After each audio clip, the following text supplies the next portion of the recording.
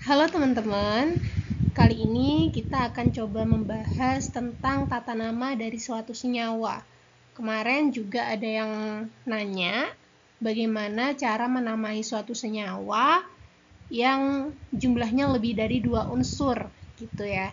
Jadi senyawa itu sendiri teman-teman merupakan zat yang terdiri dari beberapa unsur atau bisa dibilang lebih dari 2 unsur yang berbeda jenis ya. Oke, jadi kalau misal kita lihat di sini, ini adalah suatu bagan tentang pembagian suatu senyawa. Jadi beda ya sama unsur. Kalau unsur itu yang berdiri sendiri, misalnya emas ya udah cuma AU gitu aja unsurnya ya. Terus misal gas oksigen kan itu cuma rumus kimianya O2 gitu ya. Berarti cuma ada satu jenis unsur aja. Tapi kalau senyawa kimia itu gabungan antara unsur-unsur yang berbeda jenis gitu teman-teman. Nah, senyawa kimia ini sendiri itu dibagi menjadi dua, senyawa kovalen sama senyawa ion. Pembagiannya ini berdasarkan cara mereka berikatan. Jadi, misal nih, yang senyawa kovalen ya, senyawa kovalen ini contohnya CO2 dan air H2O. Misal yang air dulu yang H2O. Nah, H2O, air, itu terdiri dari unsur H dan unsur O yang bergabung melalui ikatan namanya ikatan kovalen. Makanya nama senyawanya senyawa kovalen gitu ya. Kalau senyawa ion ya berarti ikatannya itu ikatan ion, terbentuk dari ikatan ion gitu ya. Kemarin kita bahas udah di CO2 sama H2O gimana cara menamainya untuk yang senyawa kovalen. Sekarang coba kita lihat di sini senyawa ion. Jadi untuk lebih mempermudah cara penamaan senyawa ion, kita bagi lagi menjadi dua, yaitu senyawa ion monoatomik dan senyawa ion poliatomik.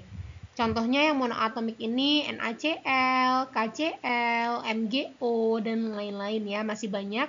Untuk yang senyawa poliatom, di sini ada NH4Cl, CuSO4, dan lain-lain. Masih banyak lagi. Nah, yang akan kita bahas yang senyawa ion terlebih dahulu. Oke, senyawa ion itu sendiri terdiri dari ion positif atau disebut kation dan ion negatif atau disebut anion, gitu ya. Nah, senyawa monoatom tadi kan senyawa ion itu dibagi menjadi dua, monoatom dan poliatom. Ini kita bahas yang monoatom dulu. Senyawa monoatom, apa sih artinya monoatom? Mono itu kan satu ya, atom itu ya atom gitu. Ya, berarti senyawa monoatom itu terdiri dari satu atom kation dan satu atom anion. Nih contohnya seperti ini. Tapi kalau misal kita bilang kation sama anion ya kita bilangnya ion positif dan ion negatif gitu ya. Ion Na+ dan ion Cl-. Contohnya senyawa NaCl ini. Senyawa NaCl ini terbentuk dari ion positif Na+ namanya dan ion negatif Cl- atau kation Na+ dan anion Cl-. Ini merupakan, jadi NaCl ini merupakan senyawa monoatom gitu ya. Karena terbentuk dari satu atom positif dan satu atom negatif. Oke, selanjutnya untuk yang senyawa poliatom itu terdiri dari satu molekul kation dan satu molekul anion. Nah, kalau udah dibilang molekul di sini kan kalau yang tadi kan atom ya, yang senyawa monoatom, sekarang molekul. Kalau molekul itu ya berarti udah gabungan dari atom-atom gitu ya. Nah, kationnya ini aja udah gabungan antara atom-atom, anionnya juga gabungan antara atom-atom. Tapi untuk senyawa poliatom ini aku kasih contoh-contohnya. Bisa kation, bisa salah satunya itu monoatom, asalkan yang lainnya itu poliatom. Contohnya nih, untuk yang pertama, contoh yang pertama ini yang poliatom kationnya, anionnya monoatom, ini boleh. Yang kedua ini kationnya yang monoatom, anionnya yang poliatom, ini juga boleh. Untuk contoh yang ketiga, dua-duanya kationnya poliatom, anionnya juga poliatom, itu juga boleh.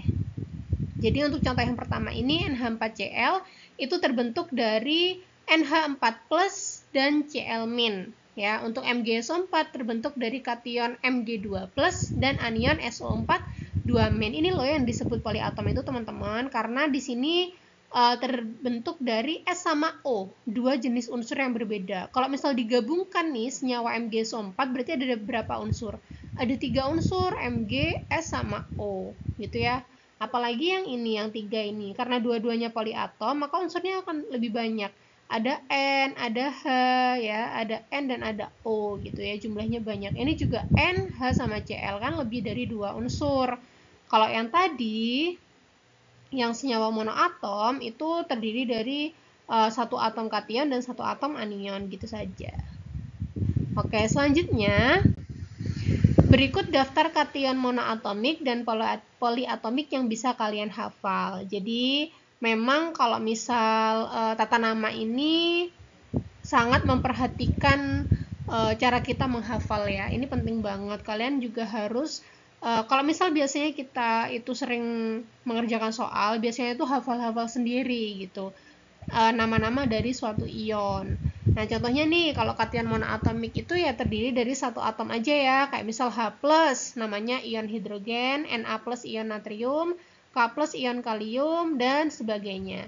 Terus di sini yang bisa kalian perhatikan ada atom yang ion atau kationnya yang memiliki nama yang sama, cuma ada seperti huruf Romawi ya.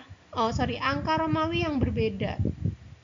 Nah, contohnya ini Fe2+ itu namanya ion besi 2 ya, cara bacanya gitu. Kalau Fe3+ ion besi 3.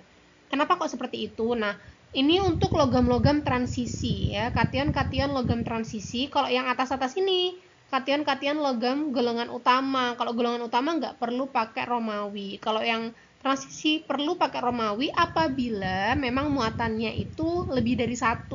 Kayak ini, Fe itu ternyata punya 2 muatan, 2+ sama 3+. Sehingga untuk membedakannya diberi Romawi di belakangnya. Jadi kalau Fe2+ muatannya 2+ berarti ion besi 2. Kalau muatannya 3+ berarti ion besi 3. Dan seterusnya, banyak di sini ya. Ada Mn2+ mangan 2, ada Mn3+ mangan 3, ada Cu+ tembaga 1 dan Cu12 tembaga 2 gitu ya.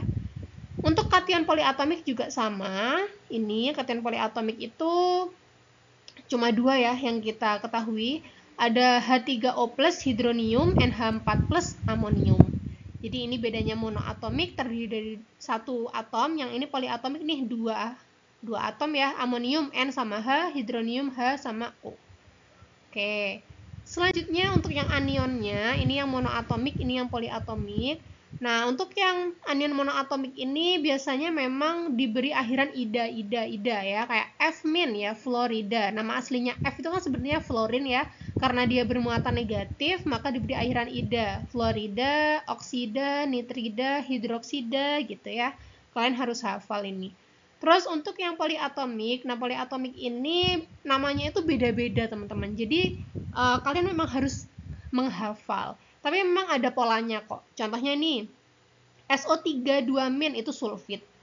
Kalau muatannya tetap sama-sama 2-, cuma yang ini SO4 ya. Nomor 3 ini SO3 2-, yang nomor 4 SO4 2-. Yang nomor 3 itu sulfit, yang nomor 4 itu sulfat gitu ya. Bedanya di situ. Jadi memang ada polanya, tapi memang harus dihafalkan. Itu teman-teman. Oke, kita lanjut di part 2 ya untuk tata nama senyawanya.